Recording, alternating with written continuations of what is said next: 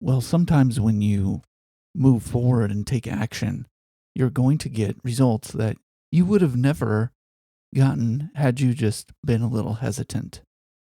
So let's talk about some mistakes. Let's talk about choosing things, and let's get right into it. Welcome to How to Switch to a Tech Career in Your 30s and 40s. It's the podcast where we love to get excited and down to brass tacks, talking about the real things that help you move the needle when you switch from any other career into a high-tech or IT career. And this is where we're going to discuss the real hints, tips, tricks, and the methods and the protocol that help you switch into a real tech career. So welcome. I've been in this business for a while now, and sometimes it doesn't seem like I'm very excited about being in a tech job. But I want to tell you that a lot of the times, all it takes is me talking to my friends who aren't in tech and comparing stories and comparing lifestyles and comparing, remote work versus non-remote work. And I'm telling you, I have a lot to be thankful for. And I thank God probably every day. I hope every day for what he's done, allowing me to get into a tech career and to work remotely and work with great people and have a schedule that's pretty nice, be on a salary, to be able to have a schedule every day that I can kind of create, to take walks when I need. And all of these things, I know if you don't have a tech career right now, or you don't have a job that allows you to do the things I'm telling you that I'm thankful for, well, maybe that's something you can get. And working in a tech career these days is something that can afford you to do some of those things. And there are a lot of other careers you could choose as well, but in tech, it's not going away. It's changing, but it's not going away. And I just wanted to tell you that sometimes if I don't seem excited about my tech career, I tell you what, gratitude is there. I'm very thankful. When I think back to when I first got in to a tech career, I was telling my story again last night, and I won't go over it all again, but I will say that when I first got in, I was not going in the front door, so to speak. I wasn't walking up to a company and asking if here's my great resume and here's all the great things I've done. No, I was going in the back door, so to speak. I was referred by a friend that there was an opening at a company, and I went that way and I interviewed, and they took me by God's grace, and I think I added some value to the company overall. And it was pretty much a great experience. And the very next job I got in tech, I did have a couple contracts between that first job and then my next job, but my next job getting into iOS development, it was one that really was also a backdoor, wherein I took a job that I didn't even know how to do, and they knew that I didn't know how to do it. And they gave me some time to figure it out. I think they believed in me, and I think they knew. They didn't know me. It was a local job, but I think they knew that based on my background, I could learn new things. So they gave me a test for 2 months. It might have been 3. And I did the test, and I passed. And it was a paid position for those 2 to 3 months where I was paid really well. And after those 3 months, I made their mobile website that they wanted. And I had never done that before. And they liked it, and they took me on. And by God's grace, I was able to get paid and start building iOS applications. And that was my first gig, so to speak.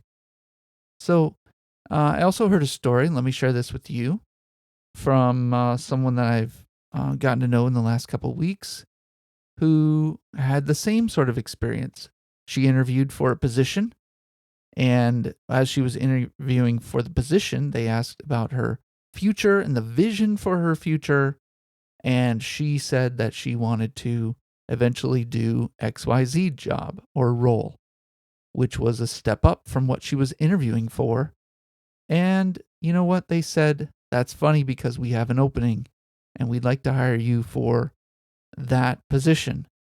So she leveled up essentially right off the bat in the interview process.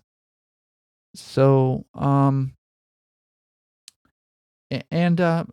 situation and her situation, we weren't people that had been, at the top of our craft for years and years and years. There was some anxiety. There's some questions going into the interviews. Will I make it? And that causes some concern. That causes some fears. And that also, just so you know, when you're going through interviews, you start to make mistakes if you're not confident. And so I know that I made those mistakes. And you will too. But here's the point. The backdoor approach is something that people usually don't consider being a valid approach. I don't know any boot camps that line you up and get you into their process and program, start teaching you and training you, and then at the end say, now you're probably not going to get a job right away, but you're going to be just sitting around doing your things, and eventually you'll hear about this position that's random and it's not at the top of your list on your search at Indeed or LinkedIn, and no recruiter is going to contact you, but there's going to be a random connection somehow, and it's not going to even seem like a legitimate position. And then as soon as they contact you, you need to start thinking about your next job, and if you mention that during the interview, you might get that job. Or, hey, that was my friend's situation. And then my situation was, you're never going to have a boot camp tell you to do what I did. Apply to a job where you don't know how to do the thing you're applying for. But that is, that's real life. That is not marketable, but it's real life.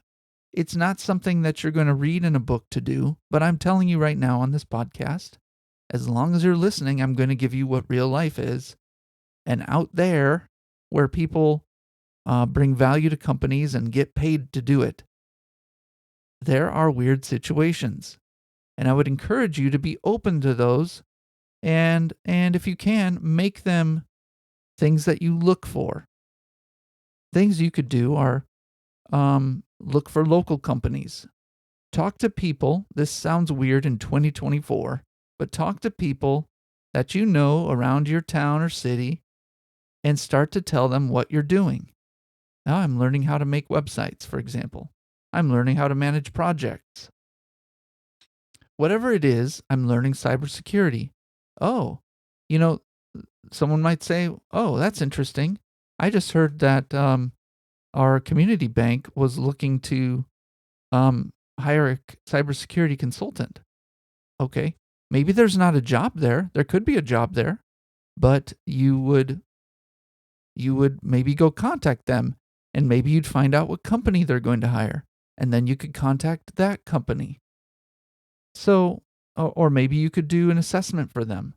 There are so many things you could do if your eyes are open. There's so many opportunities that you will hear about if your ears are open.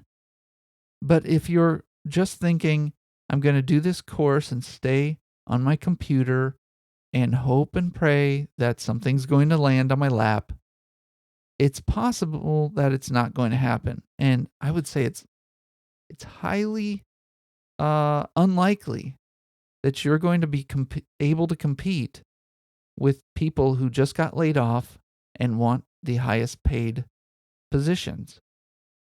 So let me riff on that for a moment. There are a lot of people dropping out of their search for a tech job right now. And you know what that tells you? That should tell you to not drop out. So I consider this a little bit like the stock market.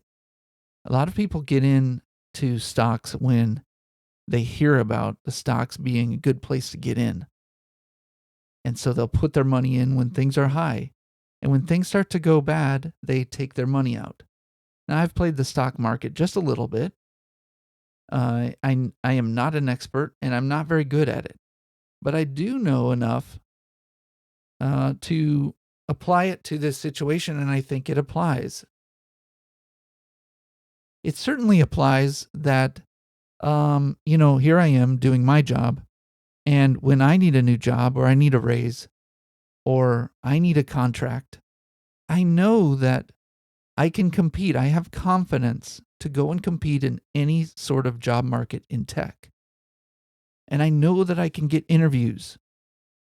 It's happened. I know that I can do it. I have the confidence. There's no question in my mind that I can go out there and try to get another job.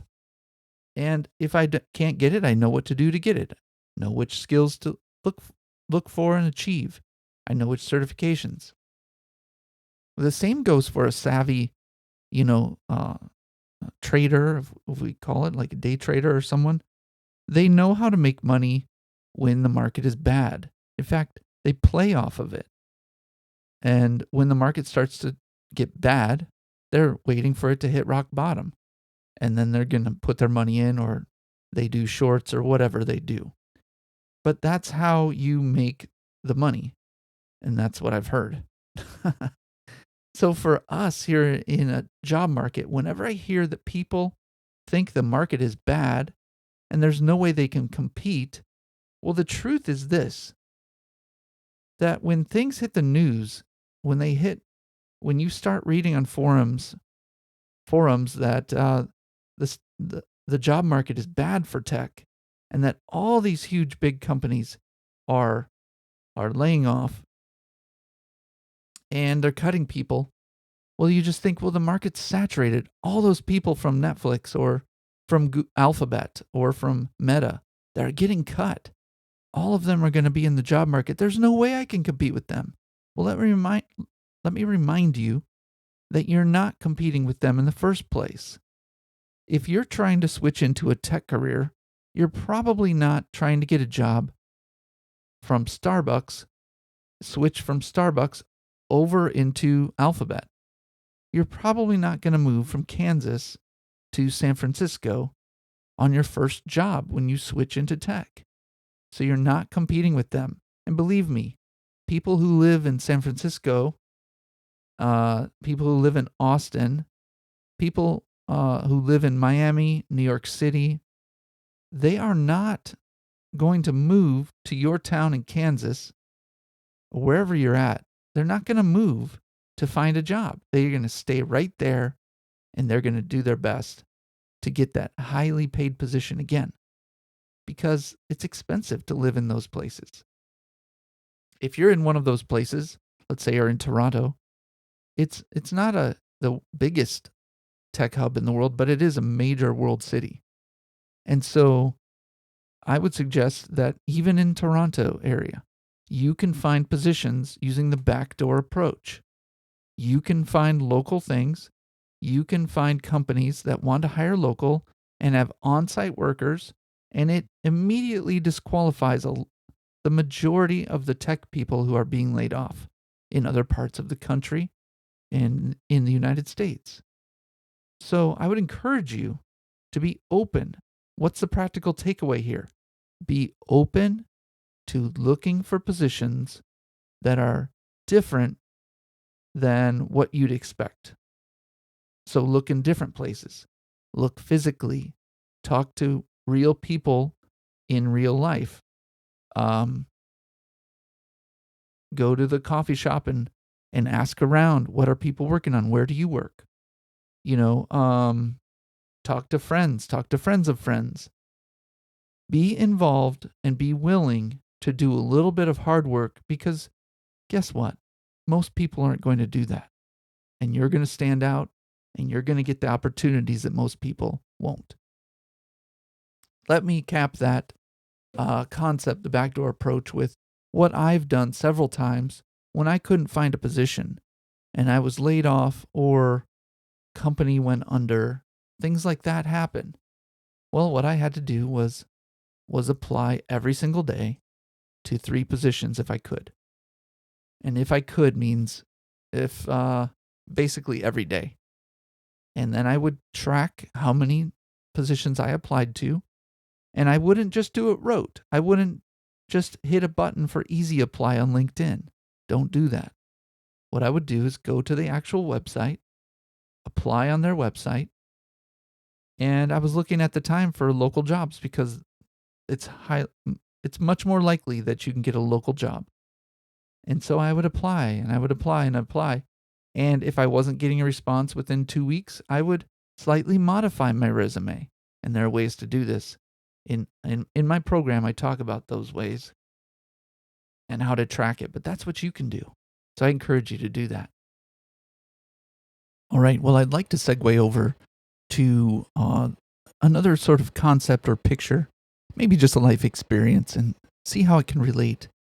And maybe you'll start doing this as well in your mind. But my wife and I hit a classic Ukrainian deli in Minneapolis. And if you want to know where it was, what it was, I barely know how to pronounce it. Info at techlead, TEKLEED.com. You can email me and I'll let you know which deli it was. But classic deli. When you walk in, you have more of a place where you can buy food there. And then you have, obviously, if you can imagine, you can buy food at a deli. Surprise. In the next area, you can purchase food to eat there at the place, at the restaurant. And it's cafeteria style. So if you are unfamiliar with cafeteria style and you don't know what a cafeteria is, I understand that. It's kind of an older concept. You can think of the school lunchroom, cafeteria, and right off the bat, you may have bad connotation of cafeteria. But the truth is that restaurants do this often. And here in this one, you get your tray, and then you can pick, as you walk along, you pick what you want. It's kind of like if you've been to IKEA and you go to the restaurant there, you can pick up your Swedish meatballs or whatever you want to pick up. And you just put it on your tray. And then at the end, they look at what you picked and chose, and then you pay for it. And I thought it's very interesting. Jen and I, my wife and I, were walking through the line and we're looking at the things and we're talking about whether or not we think that would be good. And we're not completely used to Ukrainian style, Ukrainian foods or Eastern European foods. And we're not sure if the flavor would be good or if the potato salad is a little different than we're used to. Is it worth a risk? And so we have to pick among those food items, and the factors and the choices and the details were very important to us. Well, eventually we made a choice. Let's focus on the potato salad for now. We chose German potato salad, and the potato salad there was either American or German. And then we got a question. One of the people working there, she asked us, hot or cold? But I believe either she was either had a Ukrainian accent or Russian accent. I'm not sure. We have a few Ukrainian friends and a few Russian friends here in Minnesota, and it was somewhere in between. We didn't understand what she meant when she said hot or cold. And so we said, I'm sorry. And then she kind of stepped back and got ready to speak with an associate there, helping other people. I'm guessing the associate had less accent or could speak more fluent English. I don't know. But somehow my wife and I determined, she meant hot or cold. We figured that out as we stood and kind of thought about it. And so we said cold. Well, when we got served, she brought it out a few minutes later, and it was hot. So we made all the discussion. We made our determination, and all of the discussion that we had between ourselves turned out to be useless. And it was due to a misinterpretation, I believe, of how we spoke. Um, so as you're listening to this, you might think, well, what does that have to do with tech? And I will tell you that this is how things go. You're going to sit on your computer looking at a course and try to make a decision whether or not you should buy a $19 course. The $19 course you pick and you put on your plate and you put it your shopping cart, so to speak, on Udemy or Simply Learn or Coursera or wherever you're going. And you know what? It'll sit there and you'll think about it and you'll get the questions. Okay. How long do you want to finish this? Do you want the bonus that comes with it? 5 extra free courses. Do you want, to pay with a credit card? Do you want to pay with a debit card, credit card? Do you want to pay via PayPal or some other format? So you have all these choices to make before you even purchase. And all of these choices, let me tell you right now, you need to just dive in and do it. And when you dive in and just start consuming the course, you'll find out really quickly if it was worth your time. Now, the time that you save from not ruminating over your decisions and questioning yourself and going back and forth, that time can be used diving into your course and getting going. The most important thing is for you to experience the training. Like my wife and I at the Ukrainian Deli. We didn't go in there thinking this was McDonald's. We didn't think it was going to be,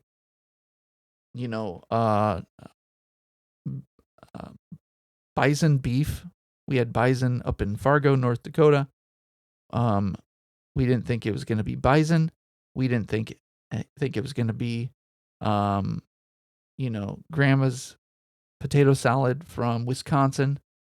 We went in with an expectation that this is going to be different. We're going to learn a new style of food and try to enjoy it. And we did, by the way. I highly recommend. And so, same is with you learning your new course. So many people will go into trying to switch to a tech career and can't even make a decision about which course to take. And the answer is always just try them.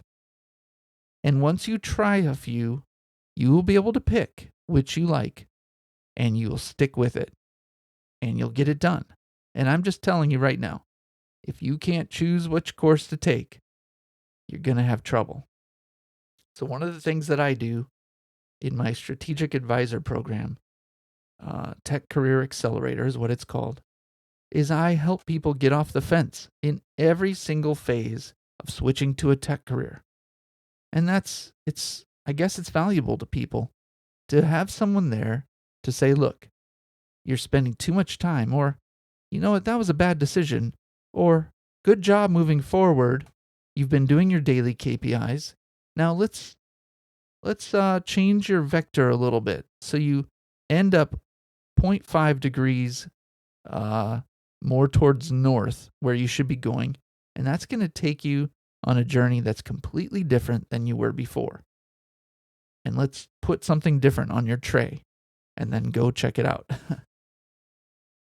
I want to encourage you to take action, to do your best, to not hesitate, to not worry so much about spending $19, $15, $7, $4. These courses are cheap. I want to encourage you to take action and move forward on one of these courses. And then as you take it, your eyes and mind will be open to what's out there. And you will have bigger decisions to make. You may get into a boot camp. You may want to get into a program that I offer or something like it. Doesn't matter if it's me or not. I'm here to help. So if you want help with that and you want to get kind of unstuck and you're really not sure and you want some personal help, you can email me, info@techlead.com, TEKLEED.com, and I will help you. We can give you a little bit of help for free, and there's no charge. And if you hesitate about that, it's possible that your fear of being sold something is probably greater than your desire to switch into a tech career. So let me encourage you that way as well. All right, don't hesitate. Get out there, put new things on your tray. Don't be surprised when you get asked questions about them or you're uncertain if it's the right thing to choose. Just get it, go through the checkout, and consume. Also, look for backdoor approaches to getting positions locally, even online, even through contacts on LinkedIn and other ways like that.